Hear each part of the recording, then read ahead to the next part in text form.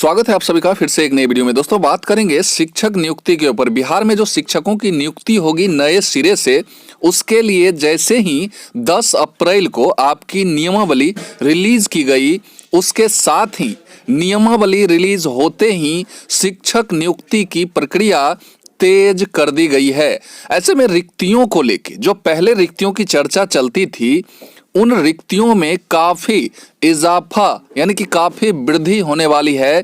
और दीपक कुमार सिंह जो अपर मुख्य सचिव हैं, इनका क्या कुछ स्टेटमेंट आ रहा है और माननीय मुख्यमंत्री जी यानी कि नीतीश कुमार का जो भी स्टेटमेंट आ रहा है शिक्षक नियुक्ति यानी कि शिक्षक भर्ती प्रक्रिया के लिए, ये सारे स्टेटमेंट्स की चर्चा करते हुए सबसे बड़ी बात जो हम करेंगे कि इस बहाली में ये जो शिक्षकों की नियुक्ति होगी ना, तो पहले से जो रिक्तियों की संख्या आप सुनते आ रहे थे, उन रिक्तियों की संख्या में काफी वृद्धि देखने को आपको मिलेगी। और कैसे क्या कुछ होगा, ये सारी जानकारी आपको इसमें मिलने वाला है। तो तमाम शिक्षक अभ्यर्थी इस वीडियो में लास्ट तक बने रहिएगा। वीडियो को लास्ट तक देखने के बाद लाइक शेयर कीजिएगा। और चैनल पर जो लोग पहली बार आए हैं या अभी तक चैनल को सब्सक्राइब नहीं किया है, तो निश्चित तौर पर चैनल को सब्सक्राइब कर देंगे। और ये जो शिक्षकों की नियुक्ति होगी, ये नियमित होगी और ये सरकारी कर्मचारी होंगे, ये सारी बात आपको पता चल गई होगी। आइए हम सारी चीज़ों को बारी बारी से जानते हैं। यहाँ आप देखिएगा कि रिक्तियों की संख्या बढ़ेगी, इस पर ही हम चर्चा करेंगे। और पहले जो रिक्तियों की बात चल रही थी, ये आप सभी भी जानते होंगे शिक्षक अभ्यर्थी कि 9 to 12 यानी कि सेकेंडरी और हायर सेकेंडरी में शिक्षकों की जो बहाली होनी थी, सबसे पहले उसी की बहाली की चर्चा चल रही है।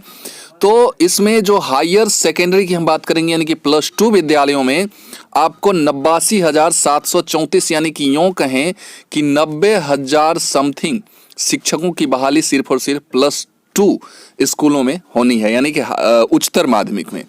और वही माध्यमिक की बात करेंगे यानी कि 9-10 की अगर हम बात करें, तो यहाँ आपको 44,000 दिख रहा होगा, 44,193, यानी कि इतने शिक्षकों की नियुक्ति 9-10 में होने वाली थी, जो कि पहले चर्चा चल रही थी। और दोनों को जोड़िएगा यानी कि हम सेकेंडरी यानी कि माध्यमिक और उच्चतर माध्यमिक विद्यालयों में टोटल शिक्षकों की नियुक्ति की बात करेंगे तो 1,33,927 शिक्षकों की बहाली की चर्चा थी। वहीं प्राइमरी में जो है 80,257 शिक्षकों की भर्ती यानी कि शिक्षकों की नियुक्ति की बात चल रही थी।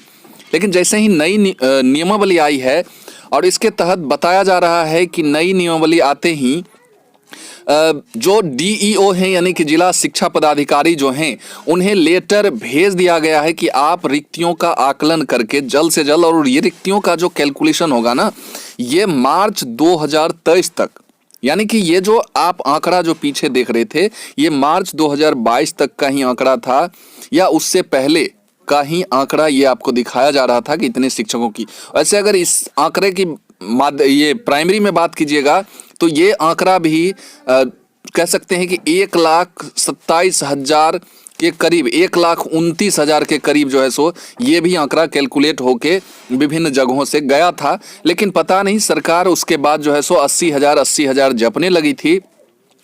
और ये आंकड़ा बढ़ेगा, इसलिए भी बढ़ेगा कि एक साल के दरमियान में समथिंग हम कह सकते हैं कि 10 से 15,000 जो है सीटें ज़रूर वैकेंट हुई होंगी, जो कि आपको यहाँ लिखा हुआ मिल रहा होगा। और 20 तारीख तक जो है सो इन रिक्तियों का कैलकुलेशन करने का ऑर्डर भी दे दिया गया है DEO को यानी कि जिला शिक्षा पदाधिकारी को। और वर्ष के अंत तक, यहाँ आप देख रहे होंगे कि वर्ष के अंत तक ये नियुक्तियाँ करने की बात चल रही है। जो 2.5 लाख 3 लाख के करीब जो शिक्षकों की नियुक्ति होगी, ये वर्ष के अंत तक कर लेने की बात गवर्नमेंट कर रही है। यहाँ देखने की बात ये है कि ये जो पद, जो रिक्तियां हैं, जो आप 1,33,000 समथिंग जो माध्यमिक उच्चतर माध्यमिक में सुन रहे थे, और 80,000 अप्रॉक्स जो है 80,000 प्लस ही कह सकते हैं जो प्राइमरी में आप सुन रहे थे, उनमें पदों की संख्या बढ़ेगी। जो कि यहाँ बताया जा रहा है कि पदों की संख्या 10 से 15,000 तक बढ़ने की संभावनाएं हैं। और BPSC इसकी परीक्षा लेगी, ये सारी चीज़ें हैं। यहाँ आप देखिएगा तो यहाँ इसलिए बढ़ने की संभावना है कि इस एक साल जो आप रिक्ति पहले देख रहे थे, वो एक साल पीछे का था।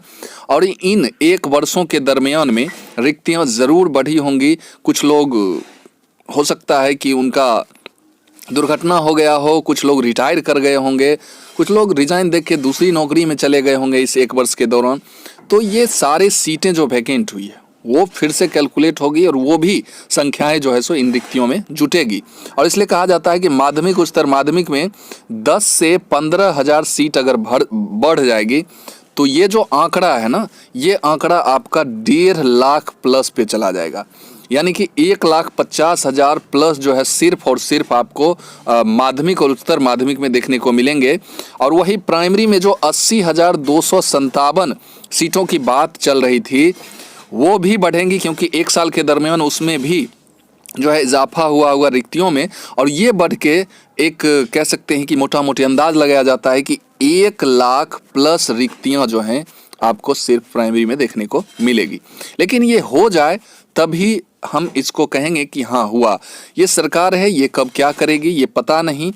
अब जो है यहाँ सारी बात मैंने आपसे कर ली है कि 20 अप्रैल तक जो है सो रिक्तियां मंगाने का काम वगैरह जो है सो कहा गया है। अपर मुख्य सचिव और मुख्यमंत्री जी के जो वक्तव्य हैं, स्टेटमेंट हैं, वो मैं आपको दिखाता हूं। तो सबसे पहले दीपक कुमार सिंह जो अपर मुख्य सचिव हैं, उनके द्वारा जो वक्तव्य दिया गया है, स्टेटमेंट दिया गया है, नई नियमावली के तहत शिक्षकों की नियुक्ति आयोग जल्द आरंभ की जाएगी। आयोग से जल्द आरंभ की जाएगी, यानी कि आयोग कौन, तो बीपीएससी। और उसके बाद इसके लिए विभाग के स्तर से प्रक्रिया प्रारंभ कर दी गई है। विभाग ने इसके लिए शिक्षक नियुक्ति की प्रक्रिया प्रारंभ कर दी है और बिहार राज्य अध्यापक शिक्षक नियमावली जो 2023 को अधिसूचित करने हेतु सामान्य प्रशासन विभाग को प्रस्ताव भेज दिया गया।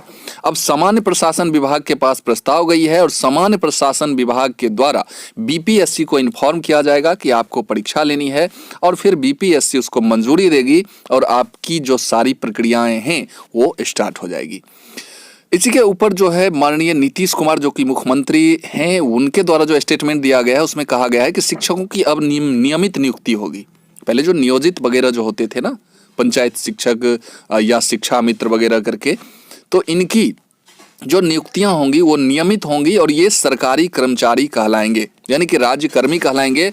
ये नीतीश कुमार खुद से कह रहे हैं कि शिक्षकों की अब नियमित नियुक्तियां होंगी और आगे बहाल शिक्षक सरकार के कर्मचारी होंगे, यानी कि आप सरकारी कर्मचारी बनने जा रहे हैं इस परीक्षा के द्वारा। ये अलग बात है कि विद्यार्थियों की जो मेजोरिटी है वो इस नियमावली में संशोधन चाहती है और होना भी चाहिए। कुछ पॉइंट्स हैं जो सरकार को सोचना चाहिए। और पहले से पढ़ा रहे, जो पहले से ऑलरेडी जो नियोजित शिक्षक हैं, उनको भी अपने वेतन बढ़ाने के चांसेस मिलेंगे इस नई नियमावली के तहत, ये भी माननीय नीतीश कुमार कह रहे हैं। और नई बहाली में भी पुराने वाले को आवेदन करने का मौका होगा। तो ये जो न्यू नोटिफिकेशन आएगा नई बहाली के लिए, इसमें पुराने टीचर भी आवेदन करेंगे और ये सारी बातें उसमें लिखा हुआ है और इसकी जानकारी खुद अपने स्टेटमेंट के द्वारा माननीय नीतीश कुमार भी दे रहे हैं। और यहाँ मैंने आपको दिखाया अपर मुख्य सचिव दीपक कुमार के भी स्टेटमेंट को मैंने दिखाया। तो ये सारी खबरें हैं। अब इन सारी खबरों का कब तक इम्प्लीमेंटेशन होगा ये देखना होगा और जल्द से जल्द आप लोगों की बहाली हो, आप लोग शिक्षक बने और अधिक से अधिक लोगों की नौकरी हो। परीक्षा का कुछ ऐसा टर्म रखा जाए जिसमें सारे लोग पास कर जाएं, सारे लोग क्वालिफाई कर जाएं और सारे लोगों का शिक्षक बनना जो है सो कंफर्म हो जाए।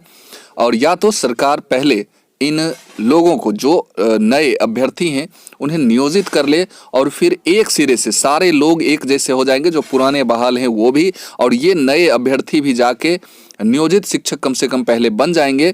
और उन सारे नियोजितों का जब एक प्लेटफॉर्म पे सारे आ जाएंगे, उसके बाद अगर इन लोगों का किसी भी माध्यम से किसी भी टर्म से इनका परीक्षा लेके इन्हें नियमित और राज्यकर्मी का दर्जा अगर दिया जाए तो ये न्याय होगा शिक्षक अभ्यर्थियों के साथ। ये मैं अभी भी कह रहा हूँ और बाद में भी बोलूँगा। लेकिन सरकार जो भी टर्म्स रखेगी और आपने डिग्रियां ली हैं तो आपको उसको फॉलो करना ही होगा। लेकिन आपको कोशिश करना चाहिए कि इसमें संशोधन, इसमें चेंजिंग हो जाए। आई होप कि मैं क्या कहना चाहता हूं ये सारी बातें आपकी समझ में आई होंगी। तो इस वीडियो को हम यही समाप्त करते हैं और फिर मिलते हैं किसी नए वीडियो में नई एनर्जी के साथ, नई इन्फॉर्मेशन के साथ। तब तक के लिए जय हिंद, वंदे मातरम।